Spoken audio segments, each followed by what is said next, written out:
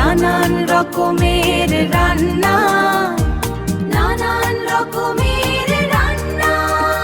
আপনারা দেখছেন গল্পগুচ্ছের রান্না বিষয়ক অনুষ্ঠান নানান রকমের রান্না সিজন 2। আজকের ভিডিওতে আপনাদের জন্য থাকছে পেশোয়ারের ভীষণ জনপ্রিয় একটা বিরিয়ানির রেসিপি। তবে রেসিপিটার অরিজিনাল নাম হচ্ছে পেশোয়ারি মেওয়া চানা পোলাও। আর আমরা অনেকেই কিন্তু এই পেশোয়ারি পোলাওটাকে আফগানি কাবুলি পোলাওর সাথে গুলিয়ে ফেলি, যদিও এই দুইটা রেসিপির মধ্যে অনেক পার্থক্য আছে। আর আজকের ভিডিওতে আমি আপনাদেরকে সেটাই দেখানোর চেষ্টা করব। এই পেশোয়ারি পোলাওটা রান্না করার জন্য সবার প্রথমে আমি এখানে 1 কেজি মাংস নিয়ে নিয়েছি। আজকের রেসিপিতে আমি গরুর মাংস ব্যবহার করছি, তবে আপনারা চাইলে খাসির মাংস দিয়েও এটা রান্না করতে পারবেন। সাধারণত পেশোয়ারি পোলাওটা রান্না করার জন্য একটু বড় সাইজের মাংসের পিস ব্যবহার করা হয়, তবে রান্নাটাকে একটু দ্রুত করতে আমি মাংসটাকে একটু ছোট সাইজের টুকরা করে কেটে নিয়েছি। এবার আমি এখানে দিয়ে দিচ্ছি আধা কাপের মতো পেঁয়াজ কুচি, দিয়ে দিচ্ছি একটা বড় সাইজের টমেটো কুচি, 6-7 কোয়া রসুন অ্যাড করে দিচ্ছি। আর এর খোসাটাকে আমি অলরেডি ছাড়িয়ে নিয়েছি। দিয়ে দিচ্ছি 1 ইঞ্চি সাইজের 1 টুকরা আদা। মরিচের গুঁড়া দিয়ে দিচ্ছি 1 টেবিল চামচ, সেই সাথে ধনিয়ার গুঁড়া দিয়ে দিচ্ছি 1 টেবিল চামচ, জিরার গুঁড়া অ্যাড করে দিচ্ছি 1 চা চামচ। ধনিয়ার গুঁড়া থেকে জিরার গুঁড়াটা এখানে কিছুটা কম ব্যবহার করতে হবে। এবার আমি এখানে কিছুটা গোটা গরম মশলা অ্যাড করব। দিয়ে দিচ্ছি একটা বড় সাইজের দারচিনি, 4টা তেজপাতা অ্যাড করে দিচ্ছি, ছোট এলাচ দিয়ে দিচ্ছি 6-7টার মতো, একটা জয়ত্রীকে ভেঙে তার থেকে অর্ধেকটা দিয়ে দিচ্ছি, গোটা কালো গোলমরিচ দিয়ে দিচ্ছি প্রায় আধা টেবিল চামচ। সবশেষে আমি এখানে অ্যাড করে দিচ্ছি 1 টেবিল চামচ লবণ বা স্বাদ মতো লবণ। এবার আমি এখানে প্রায় 1.5 লিটারের মতো পানি অ্যাড করে দিচ্ছি। চুলাটাকে জ্বালিয়ে দিচ্ছি আর এবার আমি সবকিছুকে ভালো করে নেড়েচেড়ে মিশিয়ে নিচ্ছি আর ওয়েট করছি পানিটা ফুটে ওঠা পর্যন্ত। পানিটা যখন ফুটতে শুরু করবে তখন আমি এটাকে আবারও সামান্য নেড়েচেড়ে দিচ্ছি। এবার মাংসটাকে ঢেকে দিয়ে চুলার আঁচটাকে একদম কমিয়ে দিতে হবে। আর চুলার আঁচটাকে একদম লোতে রেখে মাংসটাকে আমি এখানে প্রায় 1.5 থেকে 2 ঘন্টার মতো স্লো কুকিং করব। অর্থাৎ অল্প আঁচে মাংসটাকে এখানে ধীরে ধীরে আমি সিদ্ধ করে নিব। তবে আপনাদের হাতে যদি সময় কম থাকে সেক্ষেত্রে এই মাংসটাকে আপনারা প্রেসার কুকারেও সিদ্ধ করে নিতে পারেন। তবে বেটার হয় যদি আপনারা স্লো কুকিং করে এই মাংসটাকে রান্না করে নেন, সেক্ষেত্রে এটা বেশি ফ্লেভারফুল হয়। আর রান্নার সময়টাতে আপনারা মাঝে মাঝে ঢাকনাটা তুলে মাংসটাকে সামান্য নেড়ে ছেড়ে দিবেন। আর খেয়াল রাখবেন যেন পানি শুকিয়ে মাংসটা পাতিলের তলায় লেগে পুড়ে না যায়।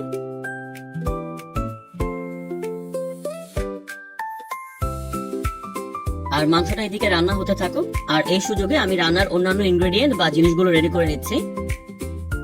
এবার আমি এখানে নিয়ে নিচ্ছি 100 গ্রাম কাবুলি ছোলা।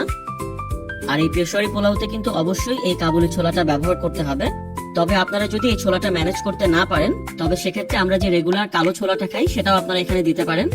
এই পেশোয়ারি পোলাওতে কাবুলি ছোলাটা ব্যবহার করা হয় বলে অনেকে এটাকে আফগানি কাবুলি পোলাওয়ের সাথে গুলিয়ে ফেলেন। তবে আফগানি কাবুলি পোলাওতে কিন্তু কোনো প্রকার ছোলা ব্যবহার করা হয় না। তবে আপনারা যদি এই পেশোয়ারি পোলাওয়ের অথেন্টিক টেস্টটা চান সেক্ষেত্রে অবশ্যই এই কাবুলি ছোলাটা দেওয়ার চেষ্টা করবেন। এবার এই কাবুলি ছোলাটাকে ভালোভাবে ধুয়ে নিতে হবে আর এটাকে প্রায় 6 থেকে 8 ঘন্টার জন্য পানিতে ভিজিয়ে রাখতে হবে। আর পানিতে ভিজিয়ে রাখার পরে কিন্তু এই ছোলাটা আগে থেকে কিছুটা ফুলে উঠবে। তারপর পরিমাণ মতো লবণ দিয়ে এটাকে সিদ্ধ করে নিতে হবে। আর আপনারা কিন্তু পেশোয়ারি পোলাওটা রান্নার আগেই এই ছোলাটাকে রেডি করে রাখবেন। এই রেসিপিতে আমার আরো লাগবে কিশমিশ, আর আমি এখানে প্রায় 100 গ্রামের মতো কালো কিশমিশ নিয়েছি। তবে আপনারা চাইলে যে রেগুলার কিশমিশটা আছে সেটা দিয়েও এই রান্নাটা করতে পারবেন। তবে এই পেশোয়ারি পোলাওটা রান্নার জন্য কালো কিশমিশটা ব্যবহার করা হয়। আর এই কিশমিশটাকে কুসুম গরম পানিতে ভালো করে ধুয়ে নিতে হবে।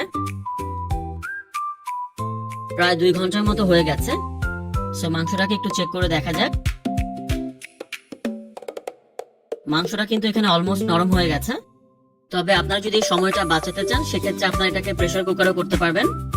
এই মাংসের সাথে কিন্তু অতিরিক্ত কোনো ঝোল থাকা যাবে না, ম্যাক্সিমাম 1 থেকে 1.5 কাপের মতো ঝোল হলেই হবে।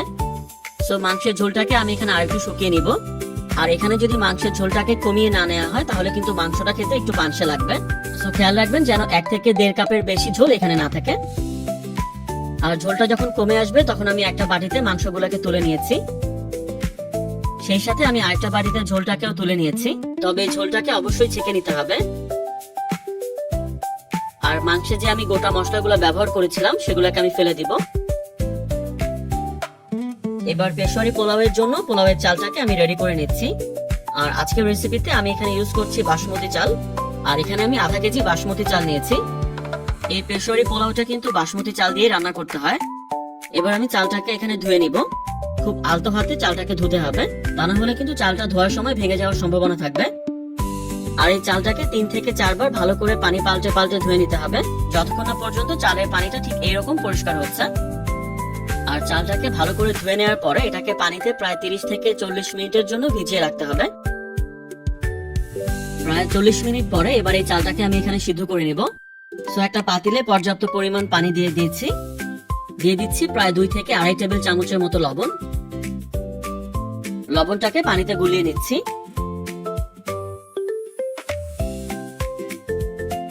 পানিটা যখন ফুটতে শুরু করবে তখন আমি ভিজিয়ে রাখা চালটাকে এখানে অ্যাড করে দিচ্ছি।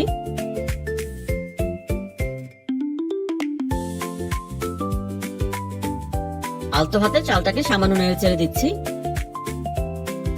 এবার চুলার আঁচটাকে হাই আর মিডিয়ামের মাঝামাঝি রেখে এই চালটাকে আমি প্রায় 90% মতো সিদ্ধ করব। আর এই কাজটা করতে আমার প্রায় 6 থেকে 7 মিনিটের মতো সময় লাগবে। আর মাঝে মাঝে আপনারা এটাকে আলতো হাতে সামান্য নেড়ে চেড়ে দিবেন, তবে এটাকে বেশি জোরে নাড়াচাড়া করতে যাবেন না। চালটা একটু চেক করে দেখি। এই চালটা অলমোস্ট 90% মতো সিদ্ধ হয়ে গেছে।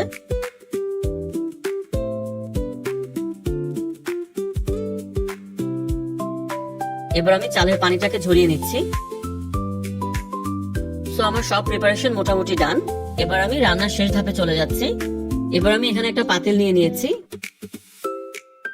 এবার এর মধ্যে আমি মাংসটাকে দিয়ে দিচ্ছি।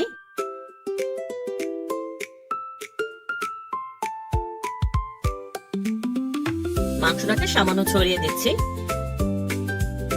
আগে থেকে সিদ্ধ করে রাখা কাবুলি ছোলাটাকে এবার এখানে দিয়ে দিচ্ছি। আর ছোলাটাকে পাতিলের চারপাশে ছড়িয়ে দিতে হবে। এবার অ্যাড করে দিচ্ছি কালো কিশমিশ, এটাকেও ছড়িয়ে দিতে হবে।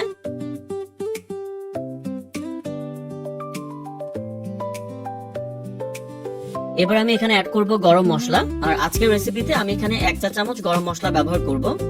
তবে এই গরম মশলাটাকে আমি এখানে একবারই অ্যাড করব না, প্রতিটা লেয়ারে আমি এখানে অল্প অল্প করে গরম মশলা অ্যাড করব।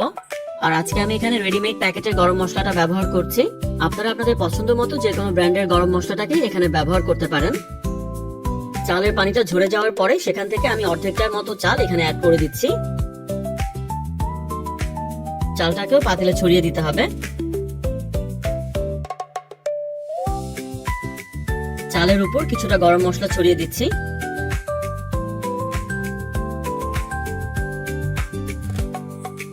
এবার আমি বাকি চালটাকেও অ্যাড করে দিচ্ছি।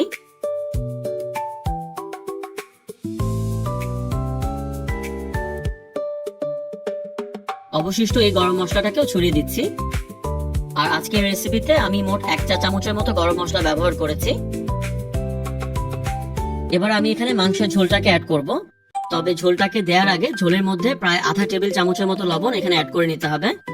লবণটাকে ঝোলের সাথে ভালো করে মিশিয়ে নিচ্ছি। এবার চালের উপরে আমি ঝোলটাকে ছড়িয়ে দিব।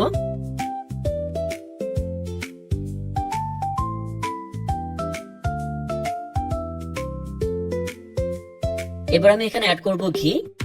আমি এখানে প্রায় 1/2 কাপের মতো ঘি দিচ্ছি। ঘিটাকে আমি চারপাশে ছড়িয়ে দিচ্ছি।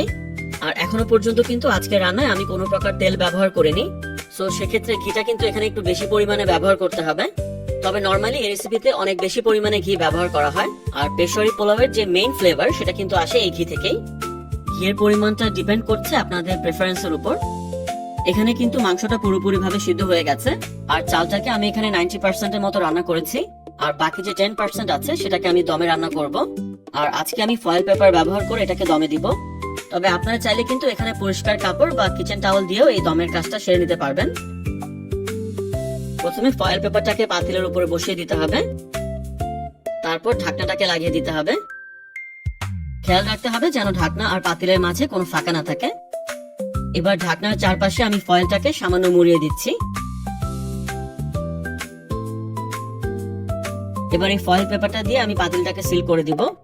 যাতে করে ঢাকনার সাইড দিয়ে কোনো বাতাস বেরোতে না পারে।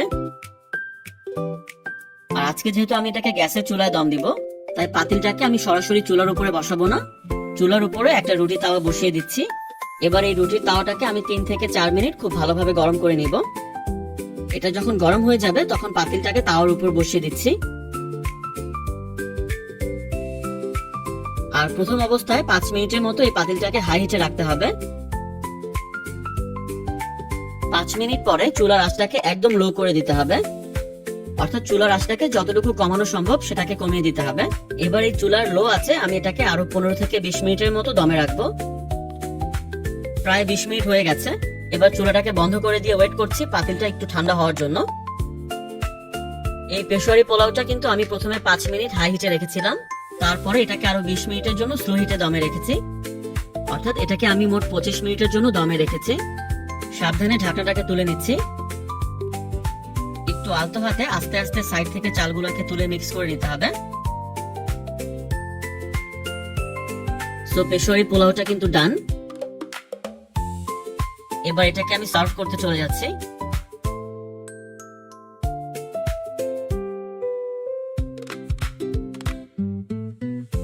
প্রথমে মাংসটাকে একটু চেক করে দেখা যাক। দেখতেই পাচ্ছেন মাংসটা কিন্তু এখানে বেশ সফট হয়েছে, আর মাংসের ভেতরটাও কিন্তু বেশ জুসি আছে, ড্রাই হয়ে যায়নি।